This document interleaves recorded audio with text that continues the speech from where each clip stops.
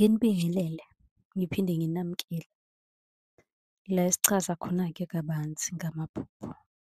Uma umusha sicela ushaye u-subscribe, usilandele ku-TikTok nakhona ufike u-subscribe, wenze okulungile ngoba phela usiza mina nami ngisiza wena ngokuchazela lokho okubuzile.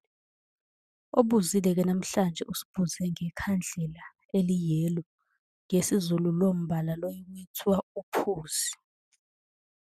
Ngicabanga ukuthi isithombe-ke sosibona ngizosifaka.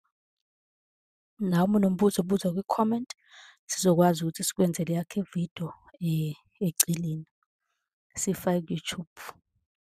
Ikhandlela-ke eli-yellow liyangena kuy'thunywa, limela kakhulu-ke izidalwa zakubo kamama wakho. Kanti empeleni lihlanganisa zonke izidalwa ezikwembethe, zakubo kababa nezakubo kamama, kanye nesithunywa sakho, ikhandlela eli-yellow noma eliphuzi.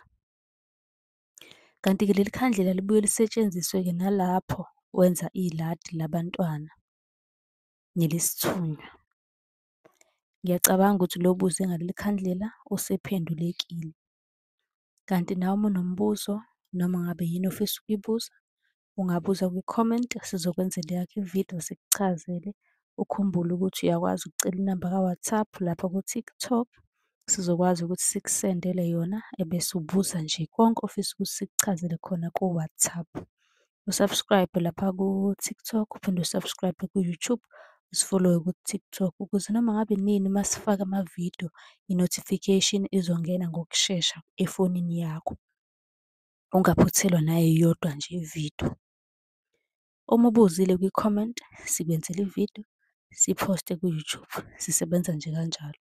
Okwakho ukuthi u-subscribe, nisale kahle.